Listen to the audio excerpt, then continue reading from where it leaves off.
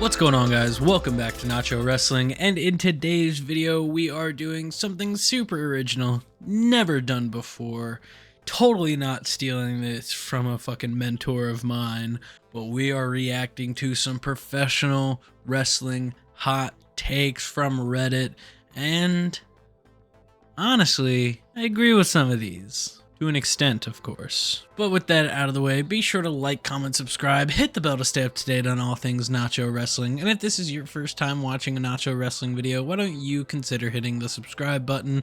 I'm trying to reach 500 subscribers, and your help would be greatly appreciated. With that out of the way, let's get into looking at some of pro wrestling's hottest takes. Starting off from this user, we have, fuck it, Marty Scurll deserves a second chance.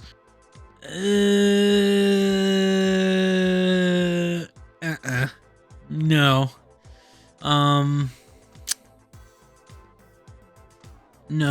No, yeah, I don't even know. No. This user says, Goldberg is a great wrestler.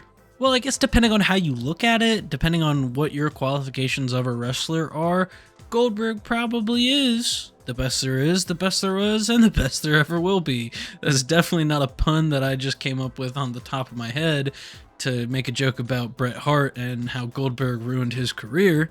But I guess, sure, depending on what parts of wrestling you like, Goldberg is going to be one of the greats. This user has a super long-winded thing, but I'm just gonna show the first sentence, which says, Gunther fucking sucks. He goes into super extensive detail, or she goes into super extensive detail, talking about why they don't like Gunther. The packaging looking like a World War I historical figure, everything from the in-ring stuff, being slow-moving submission stuff. And hey, listen, like with the Goldberg stuff, I get it. Everyone has their attractions, detractions. Everyone likes what they like and hates what they hate. It's how it is. I think hate for Gunther is a little invalidated. I don't know.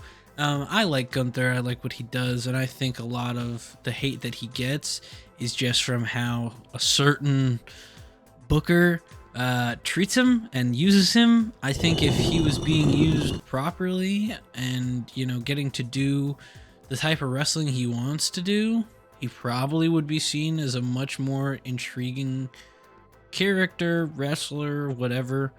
But I could definitely see the sentiment of Gunther being boring, but outright saying he sucks, I'm a little hesitant to fully agree on that one. Daniel Bryan was and is the most overrated wrestler of all time. What?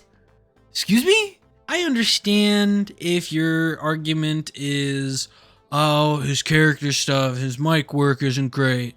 Sure, compared to some of the other characters and talkers in wrestling, he's not top 5. You know, maybe not even top 10 when it comes to, like, on the mic stuff. Right? I understand that.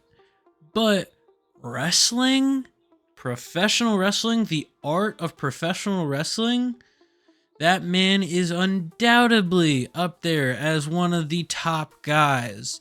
And whether you like Dave Meltzer and the Wrestling Observer's newsletter is, you know, up to you. But look at how Danielson had the Technical Wrestler Award named after him after winning it for, like, I don't know, what, 6-7 years straight? And then won it for like 3 more years in the latter half of his career in AEW?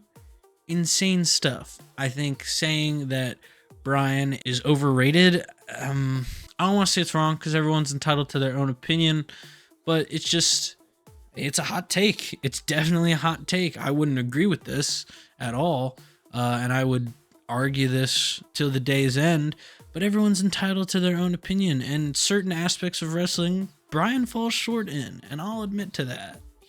Everything he's good at, oh boy, is he really good at. This one's a little interesting.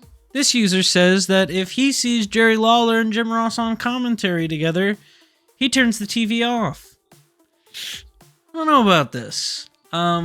This is not the commentary team I grew up with. I grew up with Michael Cole as the voice of my WWE TV, with Jerry Lawler on the side, and then like the rotational piece of Booker T, Corey Graves, JBL.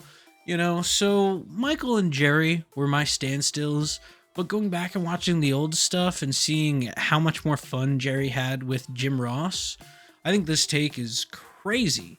I'd like to kind of get a little more in-depth reasoning as to why from this person, like what is it about, them? Are they taking away from the wrestling? If that's the case, I can kind of understand that, maybe it's a little too distracting, all the, back and forth like comedy stuff that they do with each other. So I don't know, but in my personal opinion, I think this hot take is definitely hot. Neither in WWE or AEW is any women's wrestler good on the mic. Now he goes on a little further to say that they have had some good one-liners or some good promos here and there, but consistently they're not the same level that the male wrestlers are on the mic. This is a hot take that I agree with.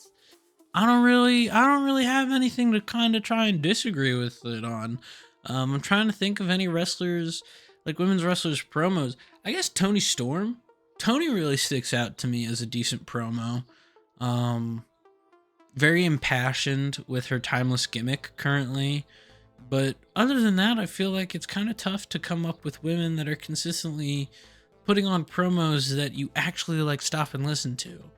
I think that's the biggest thing is like with someone like an MJF or CM Punk or Seth Rollins, you're stopping for a second. Like you put your phone down or you do whatever you're doing, you stop it and you listen to what they have to say.